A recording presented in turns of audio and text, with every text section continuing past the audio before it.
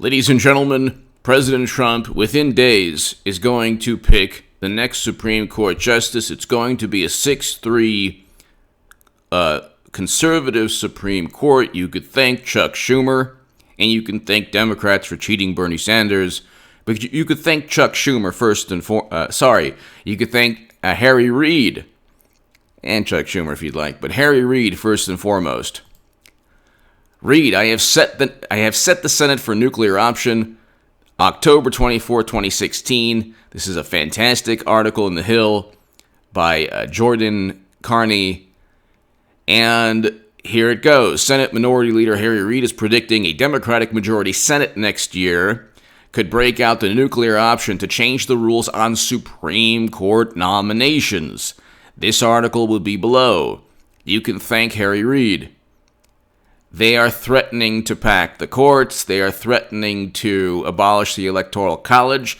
They've always said they were going to do these things. So these ultimatums and these hollow, vapid threats are meaningless. They are absolutely powerless. They did this to themselves with the hubris and arrogance of the most apoplectic, fuming, seething, hysterical, maniacal, quote-unquote journalists and activists and people who just thought that Hillary Clinton would win in 2016 by a landslide. And then, because she won, people like Harry Reid changed the protocol within the Senate to ensure it would just be a 50-vote, simple majority vote on Supreme Court nominees. The outgoing Democratic leader told Talking Points memo that he's paved the way for what would be a historic change of the Senate's rules, allowing Supreme Court nominees to bypass a 60-vote procedural requirement and be approved by a simple majority. This is what they did to themselves, just like when they elevated President Trump, as their own emails confirmed. They literally had a strategy, this is in the campaign emails, of elevating President Trump. So I guess they were working alongside Putin. All of their propaganda is based on this hysterical, apoplectic nonsense. They are completely irrational. They elevated President Trump. They literally changed the rules, or allowed the rules to be changed, so that when they got into the Senate, and Harry Reid isn't Nostradamus, apparently, but he was expecting to win the Senate and the executive branch in 2016, and he stated, quote, "I really do believe that I have set the Senate, so when I leave, we're going to be able to get judges done with a majority. It's clear to me that if Republicans try to filibuster another circuit judge, but especially a Supreme Court justice, I've told them how, and I've done it, not just talking about it. I did it in changing the rules of the Senate." He was referring to federal judges. It'll have to be done again. He's referring then to Supreme Court judges, because his initial rules changes didn't directly apply to Supreme Court judges, but he is stating within this article, and he was stating before the election in 2016 that he was ready to change the rules to when he was in power, when Democrats were in the majority in the Senate, to ensure it would be a simple vote to get to get a 6-3 liberal court. They would be happy with that. They certainly wouldn't pack the courts then. By the way, I have a great segment on H.A. Goodman's other channel.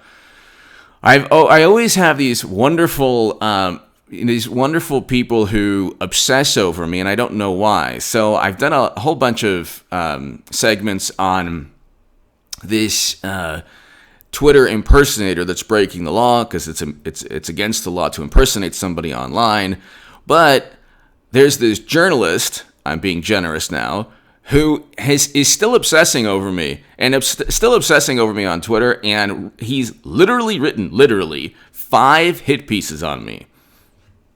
And he continues to try to disparage me on Twitter. So I'm going to explain how his obsession of me is bordering on something very frightening on H.A. Goodman's other channel. So check that out. It's just really bizarre and weird.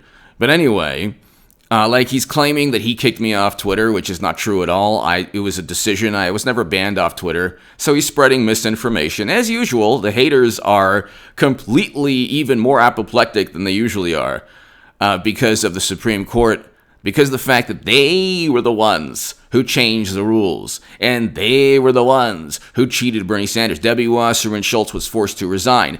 They were the ones who saw the writing on the wall. There were people like me who said, I will not vote Democrat. I was the biggest Bernie Sanders booster on the internet, according to the Huffington Post. I was the unofficial scribe of Sanders' most hardcore voters, according to the Washington Post. I wrote articles that went viral in the Huffington Post, The Hill, Salon. I told everyone, and there were millions of people apparently like me, or at least 77,000 people, who said, we're not going to vote Democrat because you cheated Bernie Sanders, and the Lincoln Project type of people, the neoconservatives, are voting for Hillary Clinton. We're not going to vote. We're not going to reward you. Sorry, we're not going to reward your treachery. Simply because you say, oh my God, if you don't vote, Trump could get the Supreme Court for a generation. You did this to yourselves, Democrats. So it's kind of like, it's interesting. You have to remember something. And this channel is growing. H.A. Goodman's other channel is going to approach 20,000 subs. We're gonna zoom past 150,000 subs very soon. Hillary Clinton is going to see, look, Clinton is going to replace Biden. That they cannot even get close enough to win by cheating with Biden. There's zero support. So they're talking a big game now. That'll be amazing when that happens. But they're talking a big game. They're saying that we're going to pack the courts. We're going to erase the do away with the Electoral College. Well, you need all three branches. Oh, sorry. You need the Senate, two chambers, two House. You need the Senate and the House. Okay, I'm thinking like AOC now. You need the Senate and the House and the executive. Okay, so you need both houses in Congress and the executive. You're not going to get that, Democrats. You're not going to get that. Because you don't have the Senate now. You lost to President Trump. You don't have any passion or energy or enthusiasm. You're not going to get both houses of Congress and the presidency anytime soon. That happened the first 2 years of President Obama's administration, and that was a paradigm-changing historic moment when President Obama won, the first black president in the country's history. So there was tremendous enthusiasm, not seen in decades. You have record lows in enthusiasm, and Biden does worse, according to the same polls that say that he's up by 15 or 16. These are all public relations. This is all public relations nonsense. You cannot be up 15 and 16 over Trump and up over in swing states if you're doing worse than Clinton did among black and Latino voters. So Biden, this is a fact, is doing worse among black and Latino voters. Okay, he's doing worse among enthusiasm, far worse than President Trump, and worse than Clinton. He does worse than Clinton among young voters. So you tell me how Biden is going to usher in this new paradigm of Democratic dominance. The Democratic Party is dissolving and dismantling before our very eyes because its supporters are completely delusional and they live in cyberspace. They think because they can get Facebook and Twitter to censor conservative voices or Trump supporters. They think that because media is completely in the tank for the Democratic Party that they run the show. They don't run the show. If Comey and Strzok and McCabe and Clapper and ABC News and NBC News and CNN and the Washington Post and the New York Times and MSDNC, if they ran the show, you wouldn't have President Trump and you wouldn't have Mitch McConnell going ahead with the third Supreme Court justice. And I wrote an article in 2016 where a journalist who's obsessing over me, I'm being generous with the word journalist, says, "Oh my God, look what he wrote. I'll never forgive Salon for publishing this man." It's like, well, Salon went to me. Salon went to me, buddy, and because my articles were going viral. And God bless the editors at Salon. The editor at Salon who went to me is a wonderful human being. And I'm sure he disagrees with me in politics now, but still, he's a wonderful human being. But all the editors at the Huffington Post, The Hill, they were all wonderful people. They read my articles before being published. Same with the Huffington Post.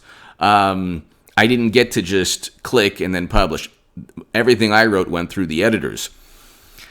But if you knew Democratic Party, if you knew that there were people like me who would not, so I wrote a Salon article that people are bringing up now on the left, like, this didn't age well. No, it aged very well. I said that I would not vote for Clinton, even with the potential of President Trump picking Supreme Court justices, because I would not reward the political party by voting for Clinton, or I wouldn't vote for Clinton, who hasn't had a foreign policy achievement ever, destroyed Libya, voted alongside Bush, Cheney, and Rumsfeld, other foreign policy catastrophes, wanted a no-fly zone out above Damascus, which would have been really fun. And how do you enforce that with Russian jets flying? I mean, these people have zero concept of anything. They're completely irrational all the time. So I wasn't going to just fall in line. You knew that, Democrats. You knew that there were a whole bunch more H.A. Goodmans than you would have liked to admit. But you still went ahead with your treachery. You still cheated Bernie Sanders. You still said Clinton is the most qualified candidate. She still lost then. In 2015, NPR quoted me. I said Clinton would lose. She lost. Now I'm telling you, Clinton's going to replace Biden. She'll still lose again, but she could make it very close. Biden wouldn't even make it close enough to cheat. But my point is, blame Harry. If you're a Democrat watching this, blame Harry Reid. Don't blame me or anyone who voted for Jill Stein or any Trump supporter. I'm voting for President Trump now. I'm getting everything I wanted from President. I'm getting everything I wanted with President Trump that I thought I could get with Bernie Sanders, and more. And more. As a Jewish American, I want President Trump presiding over peace between Israel and the UAE and Israel and Bahrain. I want peace around the world. President Trump's administration, Richard Grenell, helped broker a peace and diplomatic and economic ties between Serbia and Kosovo. I want a president who's the first president to step foot in North Korea to begin détente between North and South Korea. And like I said, as a Jewish American, I want the embassy in Jerusalem. I want the U.S. to recognize the Golan Heights as Israel's. You can disagree with me if you'd like. Then you could vote Democrat. That's fine. I don't care. I see, this is the funny thing. This is the difference. And what really drives me, aside from the difference between Trump supporters and Democrats, like, I don't care what Democrats do or think. I don't care if they jump off a cliff or if they vote Clinton or if they never vote Trump. I don't care at all. But what drives me, and my website's going to come up very, very soon, hagoodman.com, and I'll have a section of all the articles I've written in The Hill, the Huffington Post, the Jerusalem Post, opposing counterinsurgency conflicts, American counterinsurgency conflicts, primarily because of what it does to our soldiers and the inadvertent consequences of our foreign policy in other countries, unintended consequences. But I want American soldiers home. People like the journalist that's obsessing over me, they don't care. They don't care. Maybe they've never spoken to a veteran in his late 20s or early 30s who has to deal with night terrors. I have. I don't want Americans off into never-ending counterinsurgency conflicts. I want Americans home. And President Trump is setting the groundwork for that. President Trump has removed American soldiers from Syria, ended the war in Afghanistan, and is bringing home Americans or removing American soldiers from Iraq. Sorry, not like Germany and Japan. You can't leave Americans in these horrible, like chaotic places forever. And I say horrible not because of the people, but because of the never-ending conflict. If after 20 years your rebuttal is, well, what happens if we leave? You have to leave. You can't stay forever. So Bush and Cheney and Rumsfeld and all the people who started us on this horrible, never-ending counterinsurgency war conflict throughout the world, they're all now with the Democratic Party. That's why when you get your Democratic friends sending you videos of the Lincoln Project, they are so clueless as to how hypocritical they seem. So they opposed Bush when apparently only because he was a Republican. I still know people who were like, "Oh, I opposed Bush, Cheney, and Rumsfeld. Don't tell me." It's like, well, you oppose them, but you're voting Democrat? How does that work? And then you have the Medicare for All people who said vote for Hillary Clinton, who are now voting alongside Max Boot and Bill Kristol. The neoconservatives are literally voting alongside AOC and Bernie Sanders. That should tell you what the left is all about. But Schumer started all of this. So, and be here, by the way, 9 p.m. Pacific every evening. I have the best late evening live stream in all of YouTube. Check out my segment on H.A. Goodman's other channel on that journalist who's obsessing over me. And if you want to support my voice long term, my Patreon is below, people. Thank you to my new Patreons. Thank you very, very much. And if you want to be part of a newsletter, it's contactgoodman78@gmail.com. But President Trump is going to wait until the funeral and the people pay their respects to RBG. And I find it also interesting. Democrats say, her last wish was the following. Well, do you know how they treated Antonin Scalia? They were vile, they were disrespectful, the disgusting things. They were happy that he passed away. The left is completely full of the most hysterical, apoplectic. The word apoplectic applies. They're like, it's like this religious fervor that they have. They know that they're losing political power and they can't take it. They don't know what to do. They have the media, but that's not going to give them the votes in the Senate. They have corrupt intelligence officials, but that's not going to give them the votes in the Senate. Those things won't even prevent President Trump. So they're apoplectic. They're completely unhinged.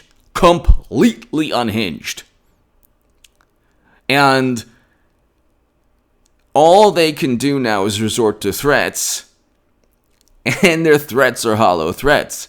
Because they don't have political power. See, true strength is political strength. You need to prevent McConnell and Trump from picking the third Supreme Court justice, which was Schumer's fault and Debbie Wasserman Schultz's fault, Clinton's fault, and the entire Democratic Party's fault. Not the fault of people like myself who didn't vote Democrat because I wasn't going to be bullied with the fear-mongering and the fall in line crap. And you knew there were people like me, but you still pretended that I would feel a sense of shame. It's like, no, you should feel a sense of shame for cheating Bernie Sanders and getting yourself in this position with Harry Reid, who literally paved the way for McConnell to now have and President Trump now have 3 Supreme Court justices. If it wasn't for Chuck Schumer, you would have a 60 vote threshold, and you'd have far more liberal Supreme Court justices than Kavanaugh, Gorsuch, and Amy Coney Barrett will be the next one. President Trump has to pick Amy Coney Barrett. He has to pick Amy Coney Barrett. She's been battle tested with Dianne Feinstein. He has to. Okay. But, ladies and gentlemen, give me your thoughts below. It'll be very interesting. It will be very, very interesting what happens to the Democratic Party after the third Supreme Court justice is confirmed. Trump and McConnell have the votes. Murkowski and Collins, you're not assured that one of them won't rethink their initial decision now of not supporting, but you need Mitt Romney and then another person. So even if Mitt Romney then joined them, you would still have Pence as the tiebreaker. They can't do anything. They don't run the Senate. And it's not hypocrisy. The hypocrisy is the Merrick Garland. When they bring up Merrick Garland, they're the hypocrites because they wanted to confirm a justice on an election year. And Ginsburg herself was confirmed within, 42 days. We've had, 17, over 20 justices confirmed on election years. The hypocrisy is the Democratic Party. They're the hypocrites. They're the ones saying, no, you can't confirm on an election year. 4 years prior, they were saying, yeah, let's confirm on an election year. And it was hashtag do your job. Anyway, give me your thoughts below. Be here 9 p.m. Pacific, everybody. It's happening. This, and we haven't even seen, because Madam Secretary is just waiting. That dorsal fin ain't flipper. And so they're not going to go with Tales from the Crypt. And Tales from the Crypt, Botox B, has the Senate report coming out on his wonderful activities in a country very close to Russia. Give me your thoughts below. Thank you so much.